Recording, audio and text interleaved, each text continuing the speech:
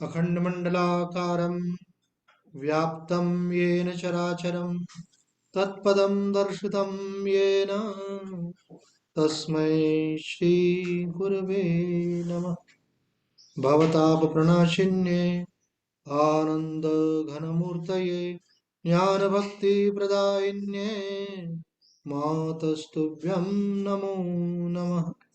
नारायणं नमस्कृत्य नरं चैव नरोत्तमं देवीं सरस्वतीं व्यासं ततो जयमुदीरये।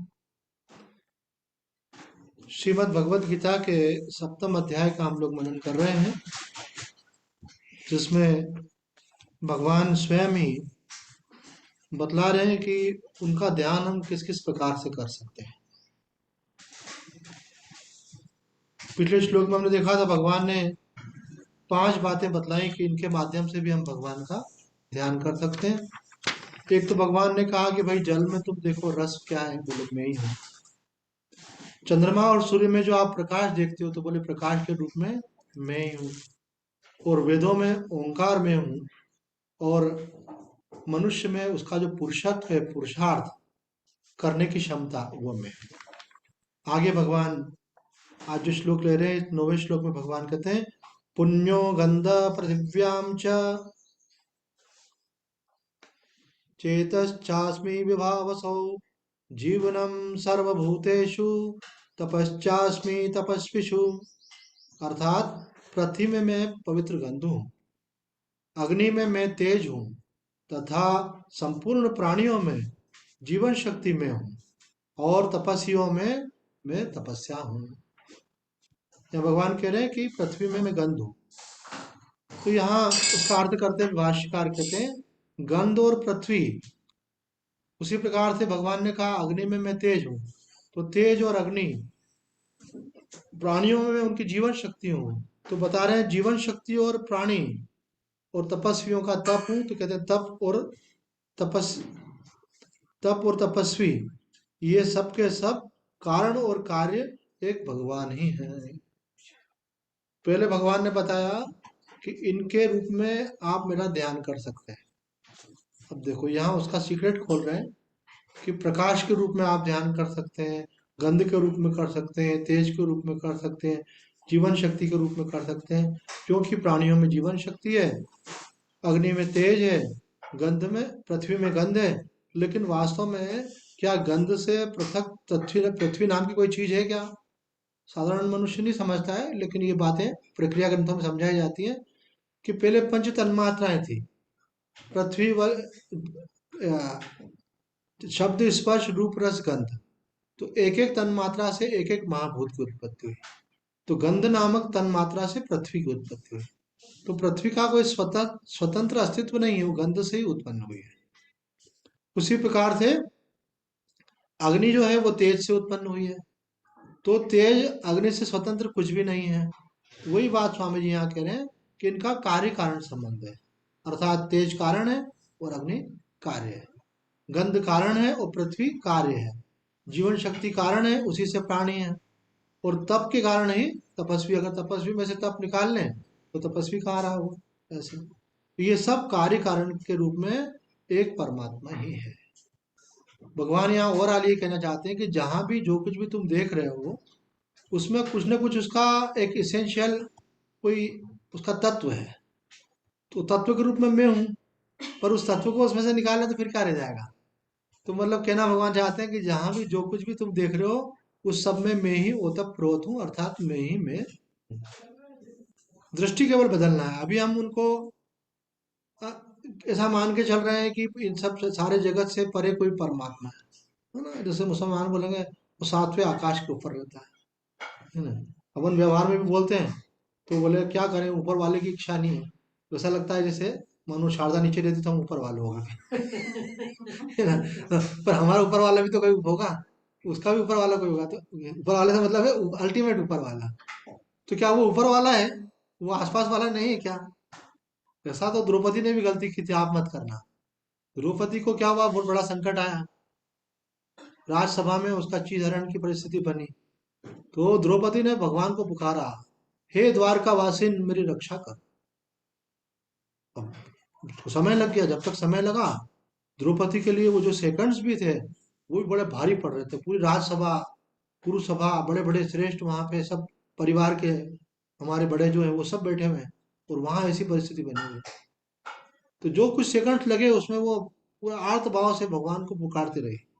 कुछ समय बाद भगवान आ गए, भगवान ने चीर बढ़ाया, द्रौपदी की लाज बच गई। एक दिन बाद में द्रौपदी ने भगवान से शिकायत करी कि आपको आने में इतनी देर क्यों लगी। तो हमारे गुरुदेव शंकराचार्य जी कहते हैं भगवान ने कहा कि मैं तो तेरे हृदय में ही था, तू मुझे बोलती हृदय वासिन तो मैं प्रकट हो जाता, पर तेने बोला हे द्वारका वासिन, तो मुझे पहले द्वारका जाना पड़ा और फिर वाया द्वारका में तुम्हारे पास आया, उसमें समय लगा।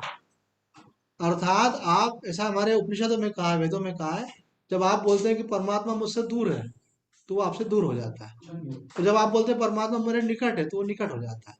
क्योंकि परमात्मा तो सर्वत्र है, वह दूर भी है निकट भी है, लेकिन आपकी दृष्टि में कहाँ है। तो जो अपने आत्म तत्व को जान लेता है उसकी उसकी दृष्टि में तो आत्मा ही परमात्मा है। वो तो I am is the first name of God, सबसे पहले परमात्मा प्रकट हुआ है किसके रूप में, अहम अस्मि के रूप में। तो हर मनुष्य को ये महसूस होता है कि मैं हूँ, अपने होने की सत्ता का अनुभव होता है। तो वास्तव में ये उसकी सत्ता नहीं है, परमात्मा की सत्ता ही है, लेकिन हम भ्रांति से अपने व्यक्तित्व को मिला करके उसकी अपनी व्यष्टि सत्ता मान। परमात्मा सर्वत्र है, सर्वत्र होने के कारण हमारे अंदर भी परमात्मा विराजमान है। ऐसा नहीं है कि उसकी खोज करने हमको कोई दूर जाना पड़ेगा। तो वही बात यहाँ भगवान बतलाना चाह रहे हैं कि मैं कहाँ नहीं हूँ, मैं तो सर्वत्र ओतप्रोत हूँ। बात ये तुम्हारी दृष्टि बदलना चाहिए। मधुसूदन सरस्वती जी कहते हैं शब्द स्पर्श रूप रस गंध में संभवतः तो स्वभावतः तो पवित्रता और विकारहीनता ही है, प्राणियों के अधर्म विशेष के कारण ही उनमें अपवित्रता आ जाती है। भगवान ने यहाँ का पृथ्वी में पवित्र गंध, भगवान ने ये नहीं बोला पवित्र में पृथ्वी में मैं गंध हूं, बल्कि क्या बोला, पवित्र गंध। तो क्योंकि कई बार हम देखते कोई, आप मिट्टी उठा करके सूंघो तो कोई मिट्टी में तो मानो आपको कोई अलग स्मेल नहीं आएगी, लेकिन किसी में आपको दुर्गंध भी आ सकती है, वहां पहले क्या संस्कार पड़ा उसके हिसाब से। तो इसी प्रकार से वायु जो होती है उसका अपना कोई गंध नहीं होता है, लेकिन मानो कोई इत्र लगा के आया, उसको छू करके आ रही है तो आपको सुगंध आ जाएगी। कहीं गंदी चीज रखी हुई है, कहीं कचरा वचरा है, उसके ऊपर से गंध आई तो बदबू आने लगी। तो वो बदबू जो है वो वास्तव में शुद्ध रूप में नहीं है, वो शुद्ध जो गंध है वो तो निर्मल है, लेकिन उसमें जब बदबू मिल गई, उसमें जब दूसरी कोई गंध मिल गई तो हमको वो सुखद या दुखद, अच्छी या बुरी लगने लगती है। भगवान कह रहे हैं कि मैं कैसी गंध हूँ, पृथ्वी में मैं पवित्र गंध हूँ। तो मधुसूदन सरस्वती जी कह रहे हैं कि जो पांच तन्मात्राएं शब्द स्पर्श रूप रस गंध, ये वास्तव में पवित्र ही है। ये तो प्राणी जो है वो प्राणियों के अधर्म विशेष के कारण, मतलब उनके द्वारा उसको अपवित्र करने के कारण उसमें अपवित्रता आ जाती है, अपने आप में उसमें नहीं है। आगे इसी श्लोक की व्याख्या में उड़िया बाबा जी कहते हैं देखो, गर्मी सर्दी और वर्षा को सहना तथा चंद्रायण आदि व्रत करना ये तप कहलाता है। भगवान ने कहा ना कि तपस्वियों में तप हो, तो कोई पूछ सकता है भाई तप क्या होता है। तो तप की व्याख्या करते हुए उड़िया बाबा जी कहते हैं कि मौसम बदलता है नेचुरल कोर्स में, कभी सर्दी होती है, कभी गर्मी होती है, कभी बरसात होती है। तो अब जैसे अभी सर्दी एक्सट्रीम पे थी तो लोग परेशान हो रहे थे, ठंड ज़्यादा लग रही थी, तो फिर वेट करते हैं गर्मी आए, गर्मी, और यार मौसम खुल गया, अच्छा लग रहा है, आनंद आ रहा है, सर्दी चली गई। तो अब से अभी अब थोड़ा दिन ये बोलेंगे अच्छा लग रहा है, फिर जब गर्मी बढ़ जाएगी, गर्मी में बड़ी घबराहट हो रही है, गर्मी कब जाएगी, बारिश हो, अरे आनंद आ गया बारिश हो रही है, जब बहुत बारिश हो जाएगी, न कहीं आ पा रहे न जा पा रहे, तब दिन भर बैठे हुए हैं, है ना, कैसा जो है ह्यूमिडिटी पूरे उसमें वातावरण में छा गई है। तो मनुष्य को क्या है कि बातचीत करने के लिए कोई टॉपिक चाहिए, और कैसा चल रहा है, और बहुत ठंड चल रही है, अब ये भी कोई टॉपिक है ना, और बोलो अब तो ठंड कम हो गई है ना, अब बात तो करना यही करेंगे, हैं? अब पर कोरोना से आ रहा है, अब ऐसे ऐसे कुछ भी चाहिए बात करने के लिए, तो यहाँ बोल रहे हैं कि भाई ये सब भगवान ने बनाया, आपके कल्याण के लिए बनाया। आप तो भारत देश में रहते हो, बहुत सौभाग्यशाली हो। यहाँ सर्दी गर्मी सब हो रहा है। कुछ देश ऐसे हैं जहाँ पे केवल सर्दी सर्दी होती है, 12 महीने सर्दी। तो आप वहां जाके रहो तो आप सर्दी से ही बोर हो जाओ। पर बोर होने से निकलने को नहीं मिलेगा। निकलना तो फिर इंडिया में आ जाओ वापस। तभी आप निकल पाओगे। उस देश के वासियों को तो 12 महीने सर्दी सहना करना पड़ा। तो वो यहाँ कह रहे हैं कि जैसा है वैसा है। ये बहुत बड़ी बात कही है। जय कृष्ण मूर्ति कहते हैं जैसा है वैसा है। ये सूत्र आगे ऊपर पढ़ लो ना, पकड़ लो ना, तो आपका कल्याण हो जाएगा। आप क्या करते हो हमेशा, जैसा है वैसा नहीं हो। होना क्या चाहिए, जैसा है वैसा है ना। बोले मेरे पति देव का स्वभाव ऐसा है, वैसा होना चाहिए। मेरी पत्नी का स्वभाव ऐसा है, वैसा होना चाहिए। अरे जैसा है वैसा है। भगवान ने जैसा बनाया वैसा है ना। मेरा पड़ोसी ऐसा है, मेरे बच्चे ऐसे हैं, मेरी परिस्थिति ऐसी है। तो आपको परिस्थिति से शिकायत है, शिकायत नहीं होनी चाहिए। एक और कुर्सी है आपकी। तो बोले शिकायत नहीं होना चाहिए, क्योंकि वो किसका बनाया हुआ है, परमात्मा। अगर आप परमात्मा से प्रेम करते हो तो परमात्मा ने जो भी परिस्थिति बनाई है उसको स्वीकार करना आपको आना चाहिए। क्या ना, परमात्मा है ना। हमारे पिताजी एक भजन गाते थे, उसको याद होगा, गाते थे, तेरे फूलों से भी प्यार, तेरे कांटों से भी प्यार, जो भी देना चाहे दे दे सरकार, दुनिया के पालनहार। बड़ा बहुत पुराना भजन है। एक बार मैंने यूट्यूब पे भी निकाला और बड़ा सुंदर भजन है। और आप सुने तो आप बहुत भावुक हो जाए उस भजन में, ऐसी ऐसी लाइनें कही। तो भगवान ने जब दुनिया बनाई है, आप भगवान को क्या समझते हो, कोई मनुष्य तो है नहीं वो, कि उनके अंदर कोई कमी हो सकती है। कई लोग भगवान में भी कमी ढूंढने बैठे, भगवान ने ऐसा क्यों किया, भगवान ने वैसा क्यों किया। है ना, कई लोग भगवान जो है कर्म का फल इतना लेट क्यों देता है ना। अभी हमको कोई तकलीफ हो रही है, अब हम पूछते हैं किसी से, महात्मा से, कोई पंडित से, कि हमको तकलीफ क्यों, बोला आपने पहले ऐसे कोई कर्म किए होंगे इसलिए हो रही है। अभी हमको क्या मालूम कौन से कर्म किए थे, जब किए थे तभी दे देते हम। बोले ये वाली बात भगवान की मेरे को थोड़ी गलत लगती है। मैंने कहा अच्छा। भगवान में गलती ढूंढते हैं। अब ये तो ऐसा हुआ कि आपको भगवान कर्म का स्वातंत्र नहीं दे। आपने जैसे ही गाली दी जोर से गिर पड़े एकदम से, है ना। जैसे ही झूठ बोला ऐसे ही कौवे ने काट लिया आप। है ना, झूठ बोले कौवा काट, तो आप झूठ ही नहीं बोल पाओगे। स्मार्ट पॉइंट ये और वही में हाँ, तो भगवान बोल रहे हैं भाई मैं आपको फ्रीडम दे रहा हूँ, साथ में विवेक भी दे रहा हूँ, कि आप विवेक पूर्वक अपने उस फ्रीडम का उपयोग करें। अब आपके हाथ में है। अब आप चाहो तो महान से महान बन सकते हो, और आप गिरना चाहो तो नीच से नीच बन सकते हो। ऐसे कर्म कर सकते हो जो आपको बहुत कष्ट भोगना पड़े, और ऐसे कर्म कर सकते हो कि आपका जीवन दिव्य हो जाए, आप देवता हो जाओ। तो कह रहे हैं ये तो आपके ऊपर है ना, भगवान ने आपको फ्रीडम दी है। तो फ्रीडम किसको दी जाती है, समझदार व्यक्ति को। जो बुद्धू होता है उसको फ्रीडम नहीं देता उसको। छोटा बच्चा होता है ना, उसको समझ नहीं रहती है, तो उसकी माँ अगर कहीं जाएगी भी नहीं तो आसपास, पलंग के आसपास बड़े बड़े तकिए रख देगी, कहीं नीचे उतर के गिर नहीं जाए। अभी ये गुड़िया बड़ी हो गई है, अब में 20-25 साल की हो गई। अब इसकी मम्मी इसके पलंग के आसपास तकिए थोड़ी रखेगी। बोले मम्मी क्यों रखे, तू इधर से उतर नहीं सके इसलिए रखे। उतरना हो तो मेरे को आवाज दे। तो बोले मम्मी मैं वो छोटी वाली गुड़िया नहीं हूँ, अब मैं बड़ी हो गई हूँ ऐसे। तो आप जब जैसे जैसे समझदार होते हैं भगवान आपको फ्रीडम देते हैं। उस फ्रीडम का हमको सदुपयोग करना है, ये अवसर भगवान ने हमको दिया है। तो यहाँ कह रहे हैं कि भगवान ने जो भी बनाया है, ये तो एक एग्जाम्पल दिया कि जीवन में जो भी आपको परिस्थिति बनाई है ये उनका मंगलमय विधान। हम तो एक बात बोलते हैं, अगर ये एक बात पकड़ में आ जाए तो बहुत बड़ा हित हो सकता है। हमारे पूज्य स्वामी कृष्णानंद जी की ये बेसिक टीचिंग थी। वो कहते थे भक्ति का सार ही है कि भगवान का विधान मंगलमय है, भगवान जो कर रहे हैं अच्छा कर रहे हैं। एक बार तो झटका लगेगा, है ना। झटका इसलिए लगेगा कि आपके मन के अनुकूल नहीं है तो आपको खराब लगेगा, लेकिन फिर बाद में जब आप गुरुओं के वचनों का विचार करोगे, शास्त्रों का विचार करोगे, तो आपको लगेगा कि भगवान का विधान मंगलमय है, इसमें भी कुछ मेरा भला है, तेरा भाना मीठा है, हरि करे सुख हरि। तो acceptance is symbolic to surrender. आप जो जप करते हैं, जो आप पाठ करते हैं, पूजा करते हैं, धीरे धीरे आपकी चेतना का विकास होता है। आप लास्ट कहाँ तक पहुंचना चाहते हैं, तो आखिरी स्थिति भक्ति मार्ग में है कि भगवत शरणागति, कि आपने अहंकार और अपनी वासना सब भगवान को अर्पण कर दी। कैसे अर्पण कर दी, जैसे छोटा होता है ना बच्चा, वो पूरी तरह से माँ पे आश्रित रहता है। बोले हम तो भगवान पर आश्रित है, जैसा वो कराए उसमें हम राजी हैं, राजी हैं हम उसी में जिसमें तेरी रजा। तो फिर आपके जीवन में शिकायत ही नहीं होगी। एक बार जयदयाल गोयनका जी ने स्वामी जी को बोला। जयदयाल गोयनका जी बहुत उच्च कोटि के सिद्ध संत थे, उनको भगवत साक्षात्कार हो चुका था। तो उन्होंने स्वामी जी को बोला कि मैं हर समय आनंद में रहता हूँ। तो बोले ऐसी कौन सी तुम्हारे को दवाई मिल गई जिसको पी के तुम हर समय आनंद में।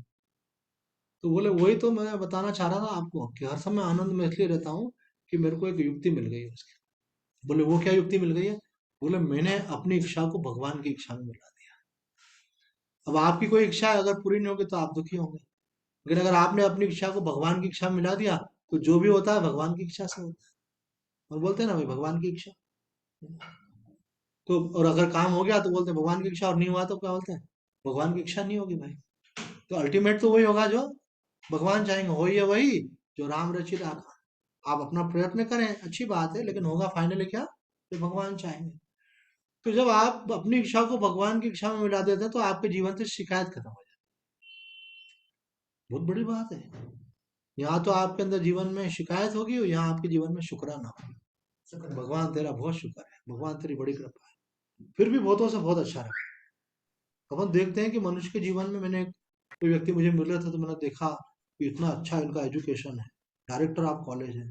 मैंने देखा इनका इतना स्टेटस है, इनका अच्छा बड़ी मेट्रो सिटी में बहुत बड़ा बंगला है ऐसे, इनका इनके पास इतना रुपया है, घर के हर व्यक्ति के पास अलग अलग कार है ऐसे, इतना सब कुछ है। ये जब जहाँ जिस भी तीर्थ यात्रा में जाने जाते हैं तो फ्लाइट से जाते हैं, जहाँ जाते हैं वहां जाकर के पहले बुक कर लेते हैं। जहाँ जाते हैं सिंगल रूम नहीं लेते हैं, पूरा फ्लैट लेते हैं, एक हॉल भी रहेगा, रूम भी रहेगा, किचन भी रहेगा ऐसा।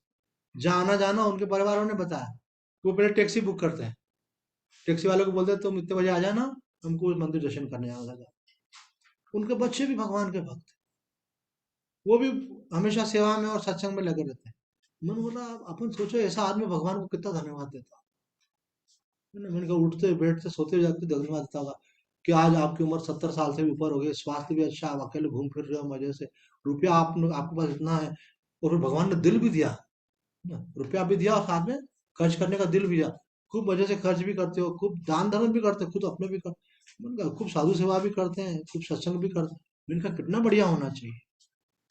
तो लेकिन वो आए तो कुछ शिकायतें लेके आए, और मैंने कहा क्या हो गया? इसलिए मैं बोलता हूँ आपको, आप थोड़ा ध्यान देना इस बात। तो कल भी एक बात को रिपीट, क्या होता है ये, ऐसा होता है कि जो चीज जिसके दिमाग में बैठ जाती है ना, वो नाम बदलता नहीं उसका। अब जैसे इसका पहले नाम शारदा था, अब शादी होने के बाद उसके घर वालों ने, ससुराल वालों ने पूनम रख दिया, और अपने को क्या आदत पड़ी हुई है? शारदा, कोई निकले। तो ऐसे ही कुछ लोगों का क्या होता है कि कुछ चीजें दिमाग में से सेट हो जाती हैं, अभी शारदा ही होती है ना। हाँ देखो, तो पुराना आपका अभ्यास है वही, वो भी घुमानी पड़ेगी। तो अब ये तब बदलता है जब आप शास्त्र प्रमाण पूर्वक, आपको संत महात्मा आपको बतलाए कि देखो आप ऐसा मानते हो, ये ऐसा नहीं है, ऐसा है। जैसे कई लोग हमको पुराने नाम से बोलते हैं ना, तो इनके बच्चे बोला मामा जी, मैंने कहा मामा जी, मैंने कहा मामा जी की डेथ हुई तो स्वामी जी, अब फिर मामा जी जिंदा हो जाएंगे तो स्वामी जी मर जाएंगे। मैंने कहा, "ले, स्वामी जी।" तो अब वो संबंध समाप्त है ऐसा, क्योंकि गुरुदेव ने हमको जब वस्त्र दिए उस समय बोला अब आज से तुम्हारा संसार से जो मोह में मेरा का संबंध था, मोह का संबंध, वो समाप्त हो गया। गुरुदेव ने कहा हमने स्वीकार कर लिया। तो ये तो कोई भी व्यक्ति विवेक के द्वारा आप लोग भी कर सकते हो, क्योंकि आपका कोई है नहीं, केवल है भगवान, लेकिन संसार को आपने अपना मान लिया है।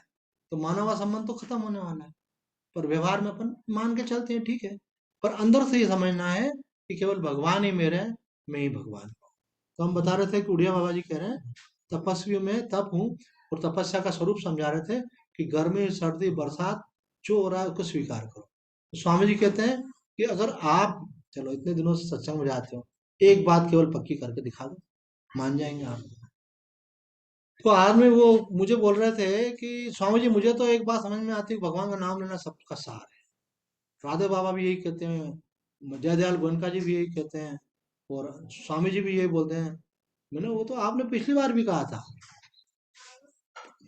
और मैंने उसमें करेक्शन किया था, पर वो करेक्शन आपने फिर वापस, जैसे कभी ये कविता जी क्या करती हैं कि हमारा कीर्तन कर रहे हैं हम, तो कीर्तन कर रहे हैं तो कोई व्यक्ति माइक ऑन करके बात बात करने लग जाते हैं, तो ये इनका माइक ऑफ कर देती है। तो ये ऑफ कर देते हैं, वो फिर से ऑन कर देते हैं। तो जब 2-3 बार कर देते तो फिर बोलते हैं अब मैं क्या करूँ, सत्संग में डिस्टरबेंस होगा। तो ऐसे जो प्रॉब्लम आपको आती है हमको भी आती है, कि किसी को अपन ने देखा है कि जीवन में ये समस्या है, ये समस्या सदा के लिए मिट जाए, तो हम उसको कोई सजेशन देते हैं। वो कहते हैं हम समस्या इसलिए नहीं बता रहे हैं आपको कि आप सजेशन दो, हमको तो बताने में मजा आ रहा है और इसी में जीना चाहते हैं। तो आप भले सजेशन दो, लेकिन हम वही वाली वो सॉफ्टवेयर अपडेट ही नहीं करते आप। मैसेज तो आते रहते हैं अपडेट के, पर आप अपडेट करना तो आपके हाथ में है ना, ऐसे तो अपडेट ही नहीं करते हैं। तो मैंने कहा, देखो हमने पहले भी कहा था, भगवान का नाम लेना मात्र है पूरा कल्याण होने वाला है। भगवान का नाम लेने से भगवान की कृपा होती है, तब सत्संग मिलता है। और जब सत्संग मिलता है तो सत्संग से विवेक जागृत होता है। पर आप केवल सुमिरन करते रहोगे तो आपका कल्याण कैसे होगा, जब तक आपका समझ नहीं बदलेगी। हमने पहले भी एक बताया था कि त्रिवेणी कालों में जब बहन जी के यहाँ रह रहे थे उस समय, राजकुमारी जी के यहाँ, तो उनके एक सहेली क्वेश्चन किया, तो उनके पति देव ईश्वर जी को मिलने के लिए आए। तो ईश्वर जी ने बोला, बोले वो ऊपर वाला ईश्वर नहीं, ये वाला ईश्वर है ना, तो उनका नाम ईश्वर। तो वो बोले कि स्वामी जी मेरे मन को शांति नहीं है। तो मैंने बोला ये भगवान का नाम लेना चाहिए, भगवान के नाम से शांति मिलती है। तो बोले मैं तो इतनी माला रोज करता हूँ। अरे मैंने कहा आप तो ऑलरेडी करते हैं। तो मैंने कहा थोड़ा ध्यान करना चाहिए। बोले ध्यान भी करता हूँ। मैंने कहा ये कुछ गीता रामायण भागवत का, बोला हाँ डोगरे जी की भागवत भी पढ़ता हूँ, और मेरे पास जो जो दवाई थी सब मैंने बता दी उनको। तो बोले ये सब दवाइयाँ मेरे पे असर ही नहीं करती है। तो मैंने बोला फिर अब एक दिन का टाइम दो हमको, सोच के पता है आपको। फिर वो दूसरे दिन आया तो उसमें रात को विचार किया। फिर मैंने कहा देखो आप सब कर रहे हो, लेकिन एक चीज आपकी छोड़ रखी है, वो क्या है, सत्संग।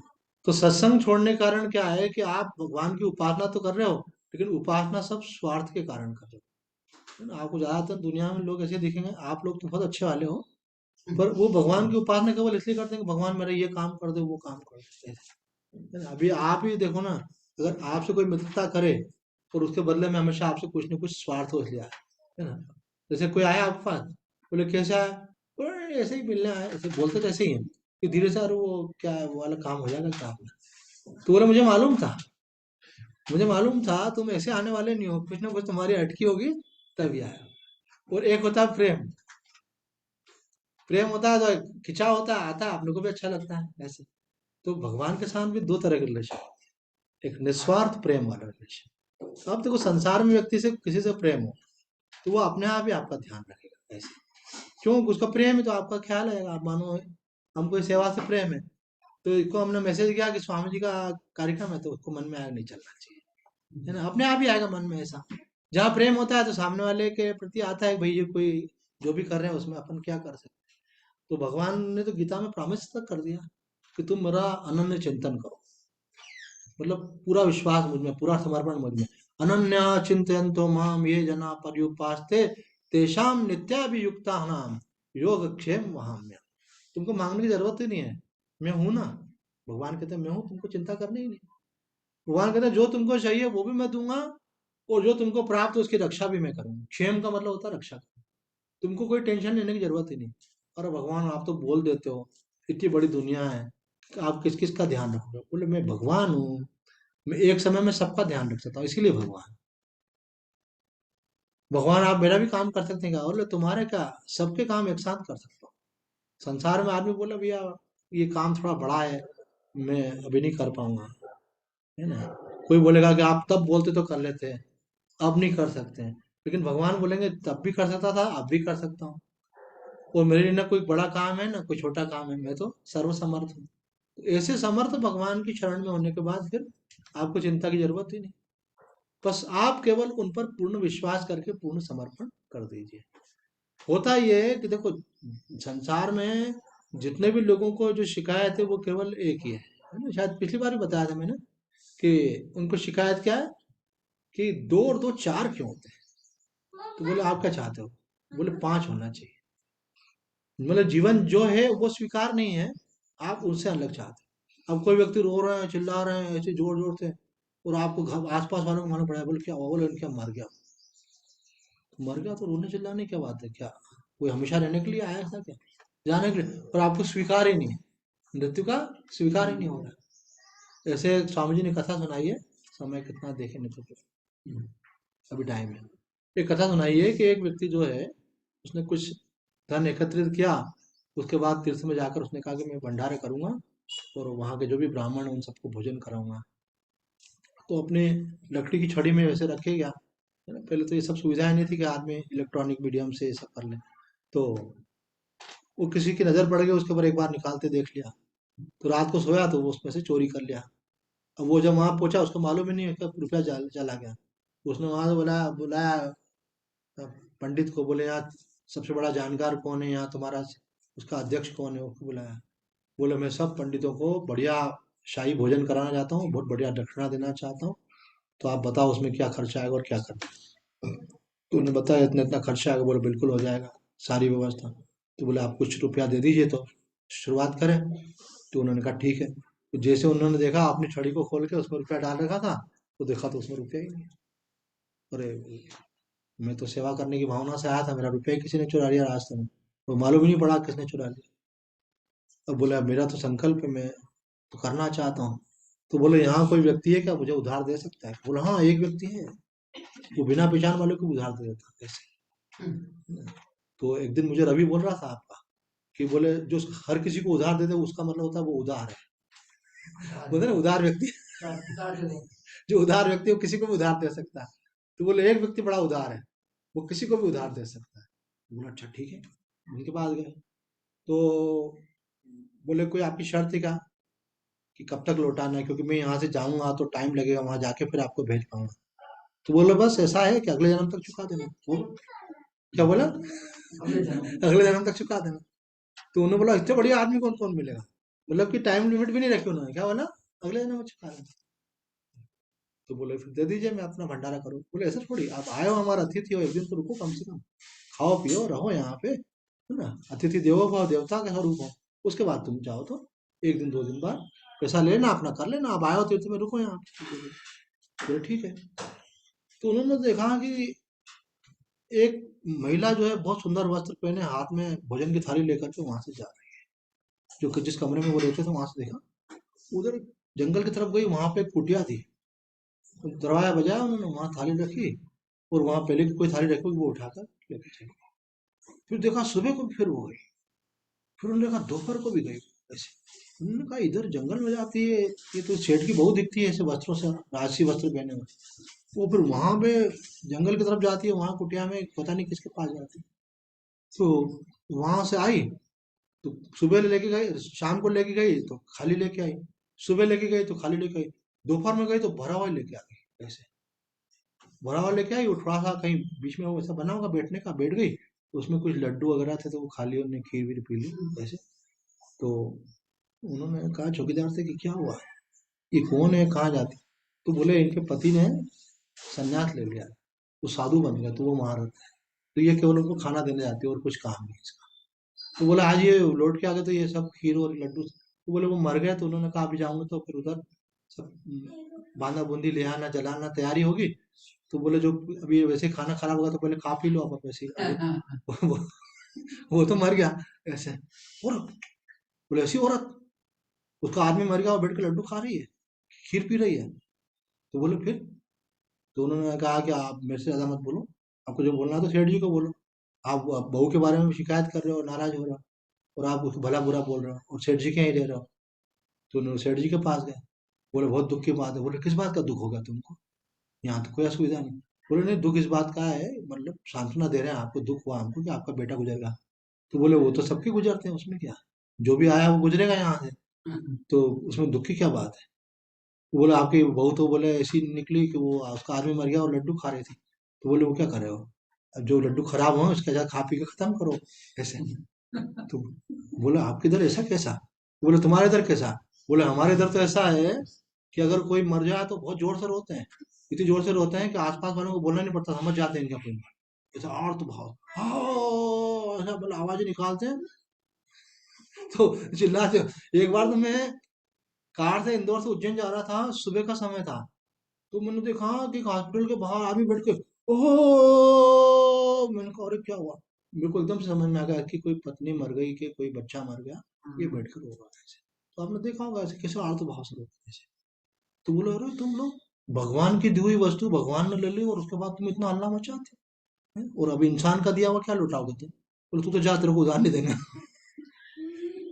तो इसका मतलब क्या हुआ कि ये हमारा गलत ट्रेंड है। वास्तव में ये होना चाहिए तुम्हारी वस्तु है, तुमने दी थी, हमने वापरी, है ना। अभी मानो शारदा ने बोला यार रहो, हम रह रहे हैं, कल से बोले खाली करो, खाली करना है। रोने लग जाए तो बोले दूसरे की वस्तु पे अपना कब्जा कर रहे हो आप। ये शरीर किसका दिया हुआ है? भगवान का।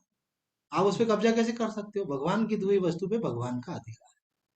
वो आपको वापरने के लिए दिए, उसके लिए धन्यवाद हो, जितने दिन के लिए आपको दिए उतना उनका शुक्राना करो। लोगों ने बोलेंगे ना, जो घर में ये ऐसा कमी हो गई और रो तो रहा नहीं है ये। हाँ वही तो बोल रहा था वो व्यक्ति कि गमी हो गई और आप रो नहीं रहे हो। तो सेठ ने बोला कि ये तुम्हारा जो एटीट्यूड है गलत है। ये जो चीज भगवान की दी हुई है, जिसपे तुम्हारा अधिकार नहीं है, भगवान ने डिसाइड कर रखा है किसको कितनी श्वास देना है ना। अपने हाथ में तो है नहीं कि जीवन भगवान ने निर्धारित कर रखा। तो तुम उस पे अपना अधिकार क्यों जमा रहे हो कि क्यों ले लिया मेरे से, जीवन क्यों ले लिया? जीवन दिया ही उन्होंने था। जीवन देने वाला कौन है? भगवान। तो उसने दिया, उसने डिसाइड किया। तो जो उसकी दी हुई वस्तु, उसमें शिकायत नहीं होना चाहिए। हम लोगों का गलत है। उन्होंने बताया शास्त्र का एटीट्यूड, शास्त्र बोलता है भाई उनकी दी हुई वस्तु है, प्रसन्नता पूर्वक उनको अर्पण करना। तो यहाँ कह रहे हैं कि भाई आपको भगवान ने जो परिस्थितियां दी हैं, उन परिस्थितियों के रूप में भगवान जो कुछ दे रहा है उसमें आपका मंगल है, उसको स्वीकार करो, समर्पण का भाव रखो। आगे कहते हैं, स्वामी जी कहते हैं कि द्वंद्व सहिष्णुता तप है। परमात्मा की प्राप्ति में कितने ही कष्ट आए, उनमें निर्विकार रहना ही असली तप है। इसी तप को भगवान अपना स्वरूप बता रहे हैं। तपस्वियों में तप का मतलब क्या है? द्वंद्व सहिष्णुता का मतलब होता है कि कभी अनुकूलता, कभी प्रतिकूलता, कभी लाभ, कभी हानि, कभी जय, कभी पराजय, कभी स्वास्थ्य, कभी बीमारी। तो ये जो द्वंद्व होता है जीवन में, इसमें सहिष्णु रहना मतलब सहनशील रहना, बोले ठीक है, जीवन है, कभी ऐसा तो कभी वैसा रहेगा। शिकायत का भाव मन में नहीं आना, क्योंकि जीवन का पार्ट है। दिन है तो रात है ना। अगर आप अगर दिन ही दिन रहेगा तो आप परेशान हो जाएंगे, रात ही रात रहेगी तो परेशान हो जाएंगे। आपको सुख का अनुभव इसलिए हो रहा है क्योंकि दुख का अनुभव होता है। अगर दुख का अनुभव ही नहीं तो सुख का अनुभव ही नहीं होगा। वैसे है ना। अभी अपन हमेशा जब भूख लगती खाते रहते हैं, हम लोग भूख का मालूम ही नहीं है। अभी तो एक बिल्ली आती है, वो म्याऊं म्याऊं करती रहती है, अपन को लगता है चलो दूध पिला। दूध पिलाने दूध पिलाने में मुश्किल हो जाता है। वो इतनी सी आतुर हो जाती है एकदम से कि उसको दूध अपन पार्ट में डालने जाओ, उतने में तो दूध ही आधा ख्याल लग जाता है, उछलने लगती है इधर उधर होने लगती है। तो मालूम पड़ता है उसको भूख कितनी ज्यादा लगी है। तो मैंने बोला भैया बिल्ली को दूध पिलाना अच्छा है कि बुरा है? अभी अपन अभी गूगल गुरु से तो बाद में पूछो, है ना। पहले तो ये देखो, ये बेचारी इतने परेशान है। एक इंसानियत तो पहले ये बोलती है कि कोई कष्ट में तो उसका कष्ट दूर करो। अच्छा है कि बुरा है वो सब अब आदमी, तो ये ऐसा करना ठीक है कि नहीं है? इनका बिल्ली का आपके घर में आना शुभ है कि अशुभ है ना। कुछ कई कई लोग हर बात में विचार करते हैं। तो मैंने बोला पहले तो ये देखो कि उसको कितनी तकलीफ हो रही है। ये धर्म का काम है भाई, कोई तकलीफ, उसकी तकलीफ दूर करो, बाकी वो अपना बाद में निपटते रहना। तो यहाँ कह रहे द्वंद्व है। आपको भूख लगती है तो आपको भोजन की वैल्यू वैल्यू मालूम पड़ती है। अगर आपको कष्ट होता है तो दूसरे का कष्ट समझ में आता है। आपने अगर पैसे की तकलीफ सहन करी तो आप दूसरा व्यक्ति के पैसे की तकलीफ में होगा तो आप जानोगे कि देखो पैसे की तकलीफ कैसी होती है। आदमी अपना खर्चा नहीं चला पाता है, अपनी आवश्यकताओं की पूर्ति नहीं कर पाता है, अपना ठीक से इलाज नहीं कर पाता है, बच्चों की इच्छाएं पूरी नहीं कर पाता है, कितनी तकलीफ होती है उस व्यक्ति। तो आपको समझ में आता है। फिर पैसा आने पे आप में उदारता इसीलिए आती है फिर। तो देखो हमने तकलीफ सहन करी है, व्यक्ति तकलीफ में है, इसको तकलीफ और आना चाहिए, भगवान ने कर दिया है। क्यों भाई हमने कष्ट सहा, दूसरा ने सहा?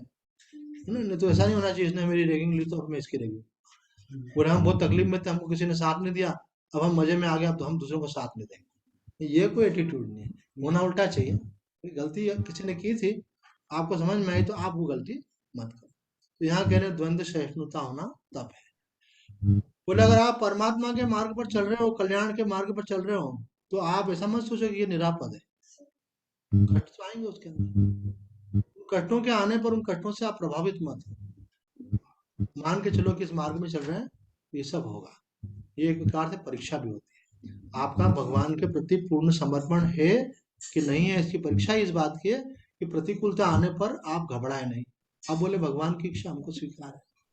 हो सकता है इसके माध्यम से भगवान कोई शिक्षा देना चाहे, है ना। कहते हैं भाई बादाम खाने से तो बाद में अकल आती है, और चोट खाने से जल्दी अकल आती है। तो जब आदमी के साथ कोई चोट होती है, बोले उनको उसने ऐसी अकल सिखाई, अगली बार से मैं ध्यान रखूंगा, है ना। बोले किसी पे विश्वास करोगे तो दो चीज होगी, या तो आप विश्वास में वो खरा उतर जाएगा, तो आपको आपका विश्वास और बढ़ेगा, और नहीं तो फिर वो आपको कुछ समझ दे जाएगा अगली बार से फिर आप हर किसी पे विश्वास नहीं करेंगे, सोच समझ के काम करेंगे। तो यहाँ पे कह रहे हैं कि परमात्मा की प्राप्ति के मार्ग में अगर आपके जीवन में कोई कष्ट आए, उसमें आप निर्विकार हो। आदमी का थोड़ा बदल जाता है, भाव बदल जाते हैं, मनोदशा बदल जाती है, बोलो नहीं अप्रभावित रहो, बोले ठीक है, भगवान की शिक्षा हमको सीखी। अरे लोग सब कुछ त्याग के तपस्या करते हैं, आप घर बैठ के तपस्या करें। हमारी माता जी कहती थी तुम एकादशी का व्रत रखते हो, तो कौन बड़ी बात है? बड़ी बात तो ये है कि किसी दिन भोजन नहीं मिले और आपने बोला चलो हो गई आज एकादशी, वो असली एकादशी है। आप अपनी च्वाइस से करते हो वो अलग बात है, लेकिन भगवान की योजना में जब हो, उसको प्रसन्नता से स्वीकार करो, तो वो सबसे बड़ी बात होती है। यहाँ कह रहे हैं ये सबसे बड़ा तप है। इसके अलावा भी गीता में 3 प्रकार के तप बताए हैं। 17वें अध्याय के अंदर 14वें से 17वें श्लोक के अंदर, कि शरीर का तप क्या है, वाणी का तप क्या है, मन का तप क्या है। तो पिछले श्लोक में हमने वाणी के तप की चर्चा की थी, 4 बातों का जो ध्यान रखता है वो वाणी का तप है। पर शरीर और मन के तप की बात नहीं की थी, वो अगले प्रसंग में करेंगे। आज इतना ही कहकर अपनी वाणी को विराम देते हैं। आइए प्रेम से भगवान का नाम लें। श्रीमन नारायण नारायण नारायण, भजमन नारायण नारायण नारायण, श्रीमन नारायण भवतारायण,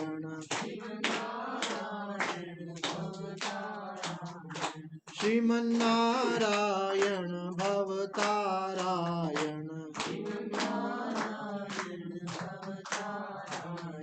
श्रीमन नारायण नारायण नारायण, सच्चिदानंद भगवान की जय। धर्म की, अधर्म का, प्राणियों में विश्व का, गौ माता की, सनातन धर्म की, हर हर महादेव।